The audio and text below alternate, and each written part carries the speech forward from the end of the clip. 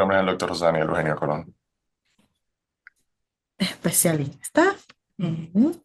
Soy especialista en cirugía de mínima invasión eh, y soy ginecólogo obstetra de especialidad. Hice una subespecialidad en cirugía de mínimamente invasiva, e invasión y robótica. Hice una microespecialidad en endometriosis y dolor pélvico crónico. Háblenos acerca de qué es la endometriosis. La endometriosis es una enfermedad en la cual un tejido que es muy similar la capa descamativa interna del útero crece por fuera del útero. Este tejido es hormonalmente activo, lo que significa que las hormonas que usualmente van a promover el crecimiento de ese tejido dentro del útero van a ser los mismos para un tejido similar fuera del útero. Entonces, cuando esto ocurre, ese tejido que crece fuera del útero tiende a producir inflamación y la cual a su vez cae en una producción de dolor. El tejido también tiene la posibilidad de producir nuevas conexiones neuronales, la cual son las responsables de producir nuevos caminos, nuevos pathways del dolor. Por ejemplo, un estímulo que debe sentirse completamente suave y natural. Por ejemplo, cuando alguien te pone la mano en el hombro, eso no debe de doler. Pero si tú tienes, por ejemplo, endometriosis en la superficie, dándote un ejemplo X, la inflamación crónica en la superficie que esté afectada por la endometriosis y los componentes neurogénicos que produce la endometriosis va a hacer que nuevos nervios vayan a inervar ese lugar que tiene endometriosis, lo cual va también a aumentar de manera significativa el dolor. Aunque sea un estímulo que no sea doloroso, el ponerte la mano se va a sentir que como que yo te estuviera clavando algo o aruñando el hombro. Entonces, por eso es que las pacientes con endometriosis tienen un dolor severo. Inclusive, hay situaciones en las cuales tú la puedes llevar a sala de cirugía, eliminar la endometriosis, pero esos conductos neuronales nuevos ya son hipersensibles y anómalos, lo cual, aunque no haya más endometriosis en el lugar, pueden continuar mandando los estímulos nocivos al cerebro y se pueden interpretar como un dolor crónico en el lugar, aunque no haya útero, aunque no haya ovarios. Entonces, por eso es que es tan difícil de tratar la enfermedad. Muchos especialistas coinciden y los estudios también dicen que no se conoce el origen de la enfermedad. O sea, ¿Cierto?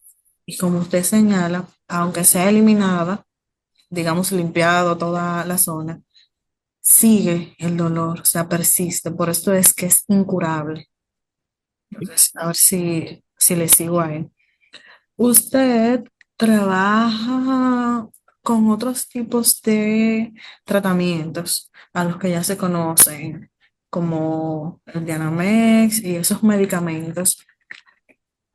Explíquenos acerca de esos tratamientos que ustedes utilizan para mejorar la calidad de vida de la paciente. Entonces, mira, la manera más fácil de hablar del tratamiento de la endometriosis es que tú lo tienes que dividir en dos tipos. Hay un tratamiento medicamentoso y un tratamiento quirúrgico. El tratamiento medicamentoso básicamente se basa es un tratamiento paliativo, no es un tratamiento curativo. Entonces, ¿qué yo quiero decir con eso? La endometriosis causa inflamación, la inflamación causa dolor. Entonces, los tratamientos que se utilizan en su mayoría, la pauta que hacen es para disminuir la inflamación y por ende disminuir el dolor. Por eso utilizan medicamentos como el Genogest, el Lupron, el Orlissa, los agonistas o antagonistas de la hormona gonadotropina, perdón, de la GnRH, liberadora de gonadotropina, ¿verdad? Entonces, ¿qué pasa? Estos tienen, como son fármacos que van a disminuir una gran cantidad de producción hormonal, eso hace de que la paciente tenga muchos efectos secundarios, como son, por ejemplo, en el caso del Lupron, eh, básicamente te van a poner en una menopausia química. Entonces tú vas a tener caída de cabello, calores, osteoporosis, cambios en la piel, alteración del humor, para no decirte unos cuantos que son de los más severos, que es lo que la mujer usualmente se queja cuando entra en la menopausia, ¿verdad? Entonces estos medicamentos que tienen muchos efectos secundarios van a disminuir la inflamación hasta cierto punto, pero tienen un costo muy alto. Entonces, muchos estudios han demostrado que estos medicamentos no necesariamente tienen un mejor perfil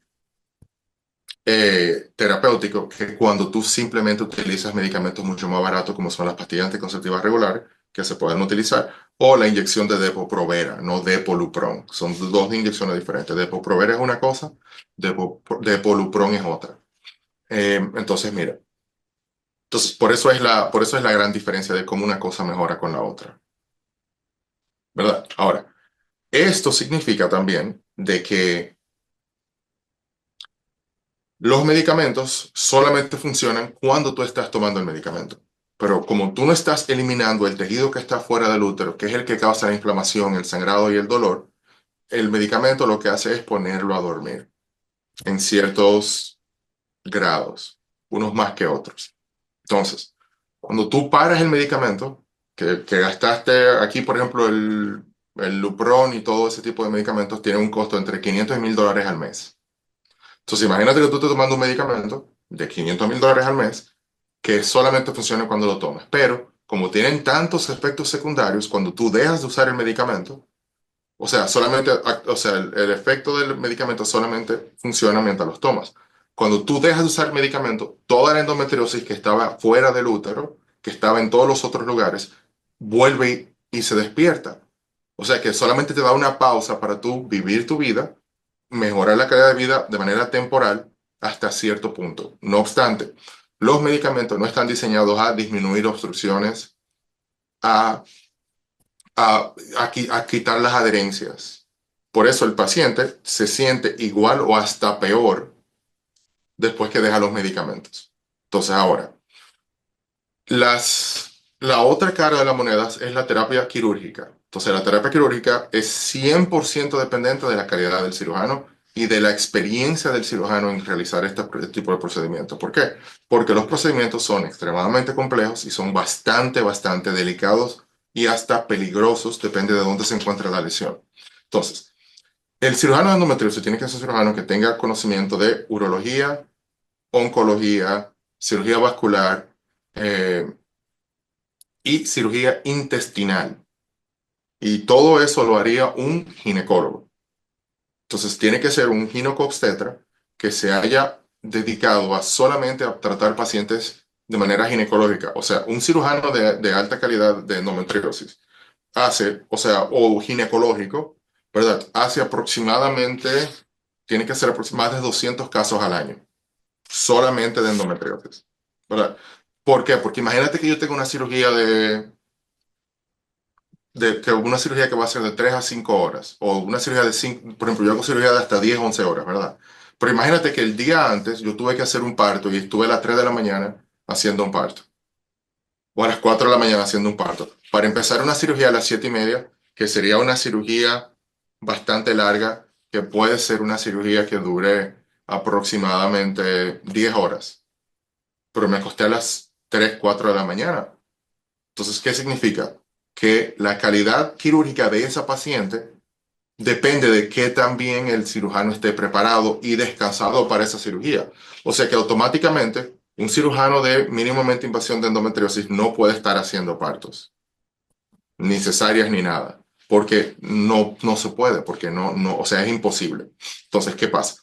Lo que esto hace es que muchos doctores que pueden llevar a una paciente a la paroscopía hagan lo mínimo para mejorar la calidad de vida de la paciente. Pero después de la cirugía, si tú te das cuenta, una de las cosas que se quejan muchos pacientes es que su dolor sigue igualito, porque ellos lo que hacen es que tratan la endometriosis por la superficie y cortan unas cuantas adherencias, pero no eliminan todo lo que causó la adherencia en principio. Por eso es que tantos pacientes tienen cirugías que son tan malas anteriormente. Entonces, cuando ya tú vas a un especialista de endometriosis, el cirujano se va a encargar de quitar toda la endometriosis de todos los lugares donde la encuentre para mejorar la calidad de vida de la paciente. Pero son cirugías que son extremadamente complejas y delicadas, que necesitan muchos recursos. Uno de los recursos es prevenir, por ejemplo, las adherencias. Entonces, los materiales para prevenir adherencias por quirúrgica son costosos. Entonces, la mayoría de los seguros no lo quieren pagar. No quieren pagar una cirugía para la endometriosis, ahora no quieren pagar, no, o sea, no van a querer pagar los materiales para que las cosas sanen de manera adecuada, porque son costosos. Por ejemplo, yo utilizo membranas placentarias aquí para que las cosas no se peguen, que son membranas que lo utilizan hasta en cirugía de cerebro, para que todo fluya bien y haya menos adherencias anormales, ¿verdad? Entonces, aquí, por ejemplo, una de las membranas que yo utilizo cuesta entre 2 y 4 mil dólares cada membrana. Yo utilizo 3 a 4 membranas por paciente. O sea, son cirugías que son costosas por el alto costo de los materiales que se utilizan, sin contar el tiempo de anestesia, el tiempo quirúrgico, la posibilidad de tener sangrado, la posibilidad de utilizar engrapadoras para hacer resecciones intestinales, de hacer cateterismos ureterales o hacer resecciones en la vejiga urinaria para mejorar la calidad de vida de la paciente. Entonces, por eso es que la cirugía de endometriosis es tan compleja y tan difícil. Entonces, esa es la diferencia entre tratamiento medicamentoso, que lo que es para parar la inflamación y mejorar el dolor, y el tratamiento quirúrgico, que es para eliminar de manera completa la mayor cantidad de lesión. El único problema también viene siendo de que no hay manera de tú completamente eliminar la endometriosis, porque es una enfermedad que es microscópica. O sea, empieza de manera microscópica, se necesita un microscopio para identificarla en el tejido, pero con el tiempo, todos los meses se va multiplicando y duplicando y duplicando y duplicando, y llega un punto donde es macroscópica. Y cuando se hace macroscópica, entonces se multiplica exponencialmente. Todo lo que toca la lesión tiene la posibilidad de infectarse. Todo lo que toca la lesión tiene posibilidad de crear nuevos focos en diferentes lugares. Por eso, cuando vemos una paciente que tiene endometriosis grado 4, muchas veces tiene no solamente el intestino delgado grueso afectado, el recto y el sigmoide, pero puede tener el colon ascendente, el colon transverso, el intestino delgado, diferentes lugares intestinales que pueden estar afectados. Por ejemplo, yo vi una paciente recientemente que la llevé a sala de cirugía en República Dominicana, que la habían operado en un centro muy prestigioso ya de la ciudad. La operaron, pero tenía un nódulo en el frente del útero que no eliminaron. ¿Qué pasa? La paciente entonces el nódulo le penetró la vejiga urinaria. Entonces cuando le llegaba el periodo ella estaba orinando con sangre. Entonces, ¿de quién es culpa eso? ¿De la paciente? Para nada. Eso es culpa de los cirujanos que la vieron anteriormente que no eliminaron toda la enfermedad. Porque, o sea, ¿cómo va a ser que si yo opero a una paciente y encuentro un nódulo en un lugar al frente del útero que es pequeño, yo simplemente hago una cirugía mínima y la paciente continúa y a los 5 años, 6 años, la paciente empieza a orinar sangre? Cuando la paciente ya fue parcialmente tratada por una cirugía de endometriosis, pero no se eliminó completamente.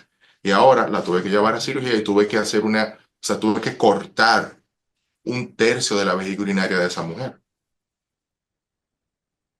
¿Entiendes? O sea, ese es el problema de la endometriosis. Todo depende de quién te opere y qué tan agresivo es esa persona. Y qué tan joven eres cuando te opere, porque obviamente es diferente cuando yo opero a una paciente adolescente que cuando yo opero a una paciente de 35 o 40 años o de 30 años. Es muy diferente.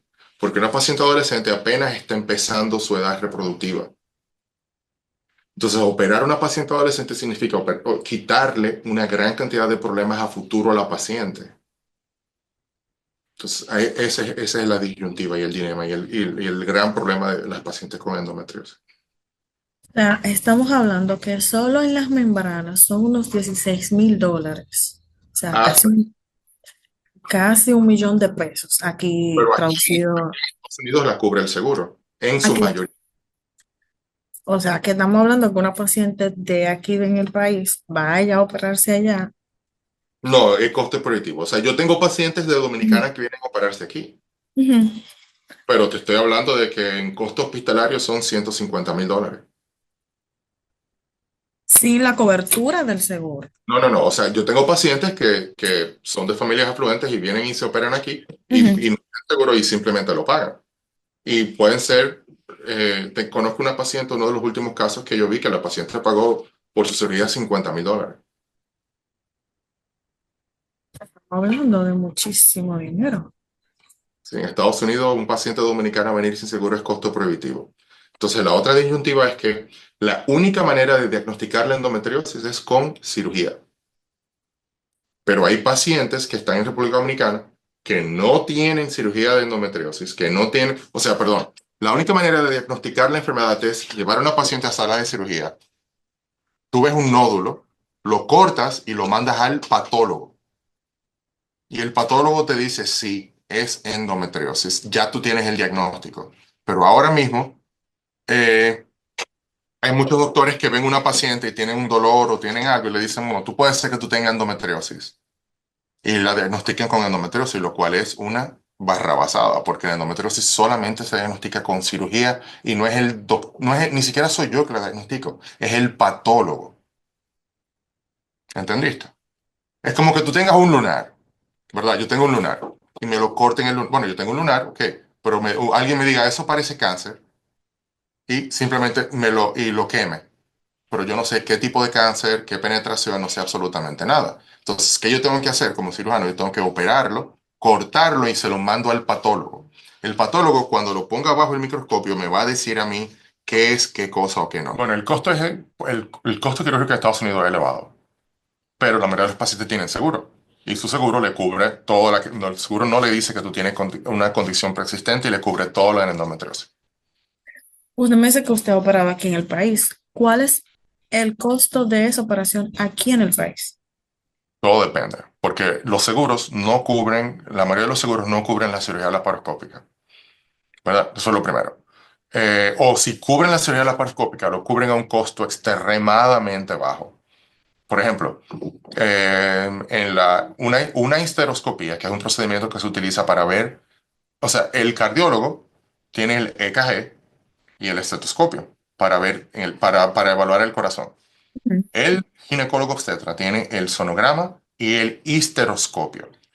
Un histeroscopio, para darte una idea, un histeroscopio básico, o sea, solamente el aparato que tú utilizas para entrar en la paciente femenina.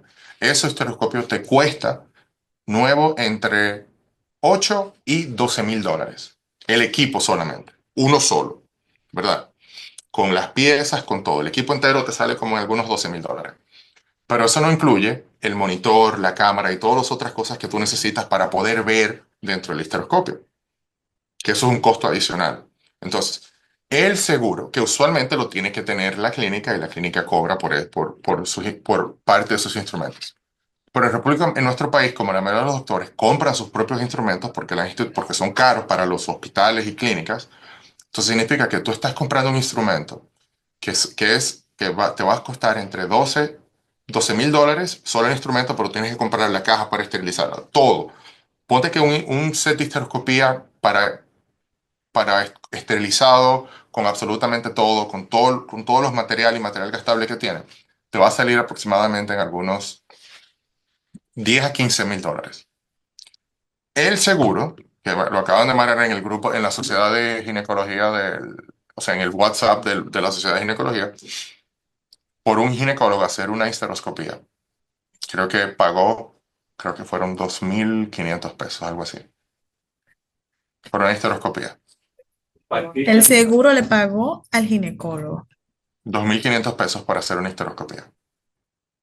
Pero el material que se utiliza es muchísimo más y el costo que lo que cuesta hacer el procedimiento. Entonces, ¿qué hace eso? Hace que la mayoría de los ginecólogos no le interese hacer estos procedimientos porque es una pérdida. O sea, no invierten en los materiales. El problema número uno que yo veo en el país es que la mayoría de los ginecólogos no invierten en las cosas que necesitan para darle mejor calidad de vida a sus pacientes. Pero la razón de eso es porque el costo para invertir en eso es extremadamente alto y el seguro no lo remunera. Entonces, es como que el verdadero límite en nuestro país es básicamente las zonas aseguradoras. Entonces, Porque, el costo iría al bolsillo de la paciente.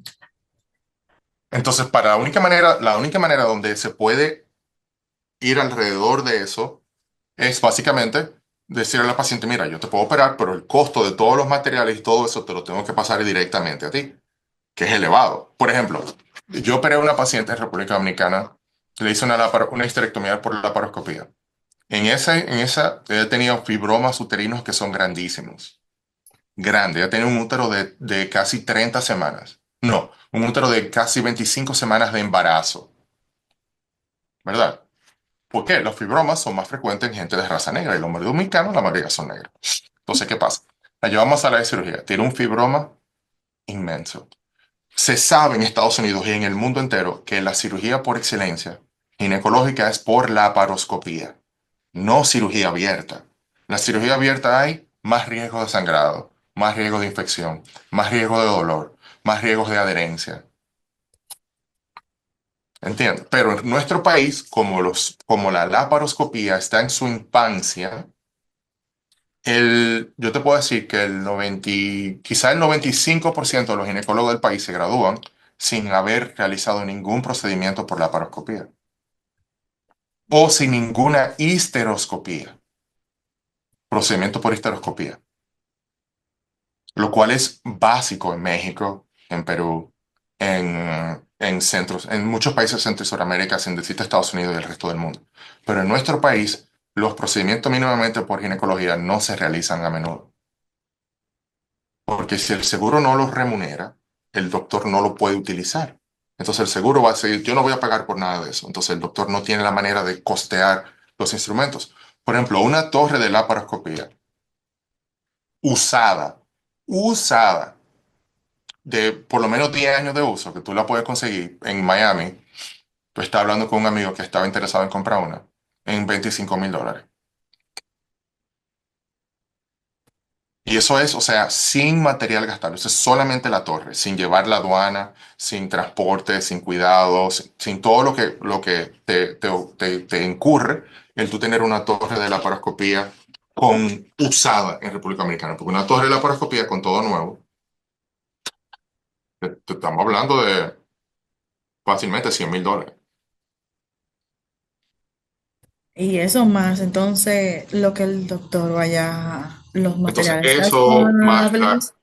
exactamente. Entonces, por ejemplo, yo en Dominicana, esa paciente que que te estaba diciendo que operé eh, por, por laparoscopía para hacerle esa miomectomía. Y, o sea, y le hicimos la histerectomía por 3 hoyitos pequeñitos. Se fue a su casa al otro día. En la mañana no hubo que ponerle sangre. O sea, nada. Yo hice una histerectomía también recientemente en la Abel González. Operé una paciente que hice la histerectomía y a las 3 horas la paciente estaba de camino para su casa a descansar.